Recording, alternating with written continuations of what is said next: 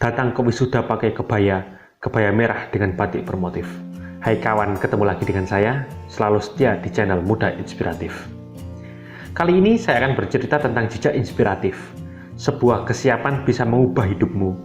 Sebuah kesiapan mampu membuat orang lain percaya 100% kepadamu.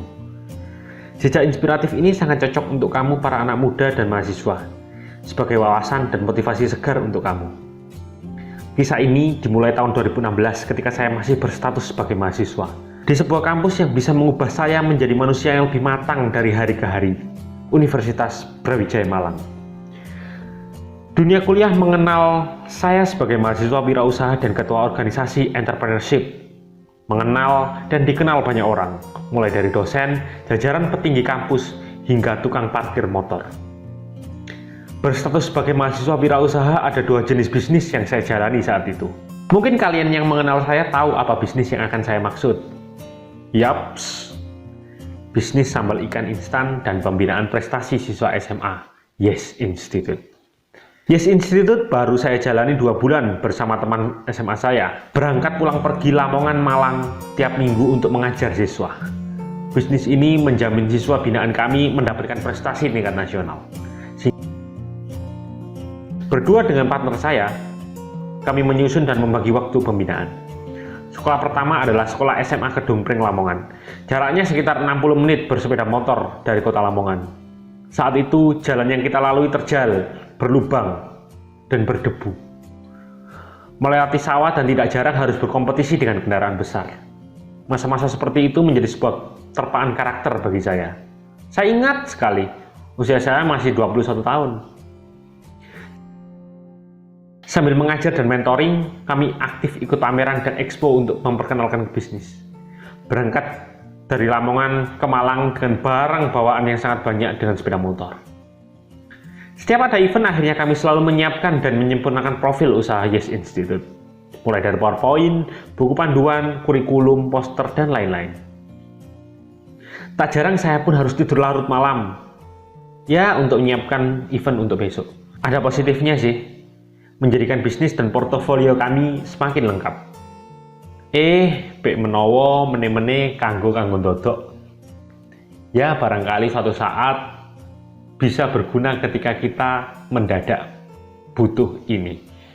3 bulan pertama merintis usaha ini adalah masa-masa terberat dalam sebuah bisnis.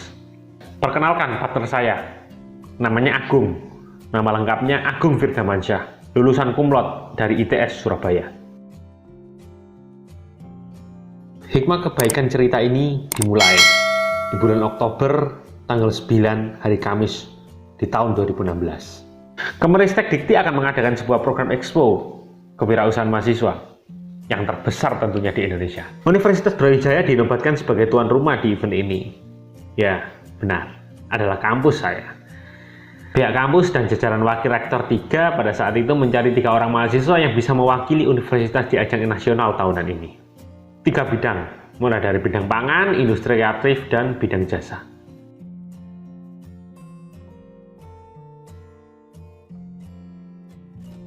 Bidang pangan sudah banyak orangnya dan sudah ada orangnya yang telah terpilih. Bidang industri kreatif juga sudah ada. Bidang jasa yang belum ada untuk mewakili kampus. Teman-teman, pada saat itu saya sempat menyesal kenapa bukan saya yang mewakili bidang pangan, yang sebenarnya sudah saya geluti 1 tahunan di sambal instan. Tapi ternyata rencana Tuhan itu baik. Karena memang profil saya sebagai mahasiswa wirausaha berprestasi terdengar baik di jajaran kampus, akhirnya pukul 12 siang saya dihubungi langsung oleh staf rektor 3 untuk melakukan presentasi dan wawancara pukul 13 di ruang rapat rektorat lantai 6. Dengan Mas Sultan, bener? Iya Pak. Mas, kami sedang mencari delegasi untuk kewirausahaan mahasiswa Indonesia 2016. Apa bisa 1 jam lagi kamu presentasi tentang bisnismu? Saya bingung harus mengatakan apa, karena 1 jam bukan waktu yang lama untuk menyiapkan presentasi. Iya Pak Eko, saya bisa.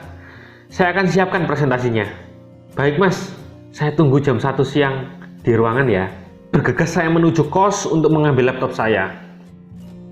Saya masih ingat bahwa saya sudah memiliki profil bisnis Yes Institute dalam bentuk PPT yang memang sudah kami siapkan untuk kegiatan-kegiatan mendadak seperti ini. Saya bawa laptop dan sound audio kecil untuk menunjang presentasi saya. Jam 1 tepat saya tiba. Ternyata sudah datang 3 orang di sana. 3 orang ini terlihat mengenal dan sungkan kepada saya, padahal saya tidak mengenal mereka.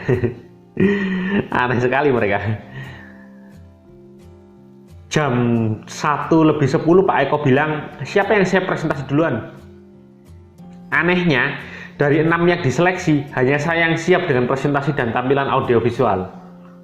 Yang lainnya membawa sih laptop, tapi mereka nggak menyiapkan presentasinya. Lah ya percuma toh.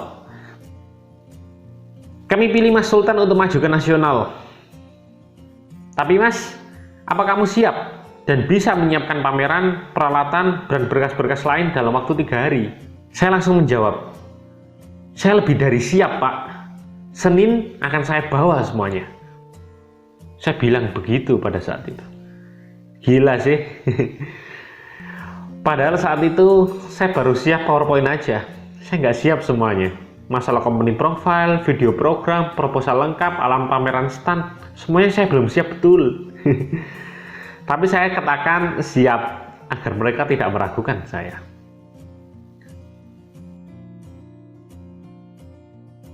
Hari Rabu mulai kompetisinya. Keren, karena ini adalah event nasional. Semua kampus datang dengan delegasi terbaiknya bidang entrepreneurship. Nggak ada yang jelek, beneran, serius ya. Interior stand, pameran, hingga tampilan para wakilnya luar biasa sekali. Event berjalan dan penjurian juga dilakukan bersamaan, namun di ruangan berbeda. Saya masuk dengan percaya diri dan berhasil menyelesaikan proses penjurian presentasi dengan lancar. Besok malamnya adalah awarding night. Udah kebayang dong megah dan meriahnya seperti apa event nasional dari Kemenristek Dikti. Luar biasa. Pengumuman diberikan dan alhamdulillah kami bertiga mendapatkan 2 juara sekaligus. Juara 2 industri kreatif dan juara stand terbaik di KMI 2016.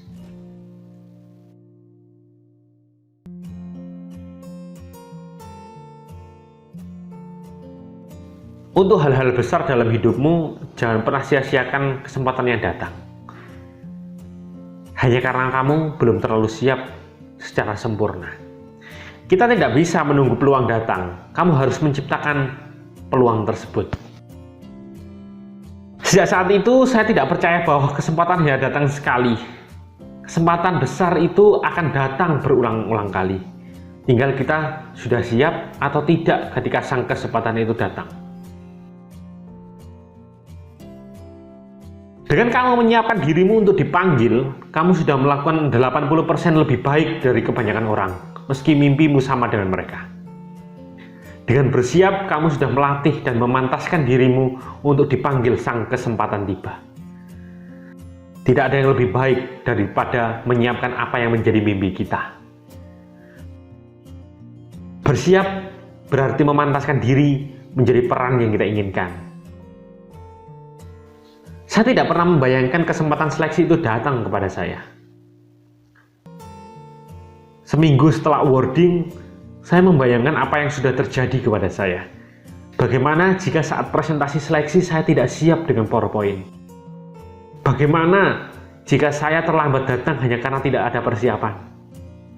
Bagaimana jika nomor WhatsApp saya tidak aktif ketika pukul 12 siang pada saat itu? Saya bersyukur memiliki karakter kesiapan untuk dipilih. Kamu pun harus melakukan itu, kawan. Kamu harus selalu menyiapkan diri terhadap mimpi-mimpimu sejak sekarang. Kamu harus berubah dan berprogres meski temanmu sedang santai. Karena orang yang menang adalah orang yang paling siap.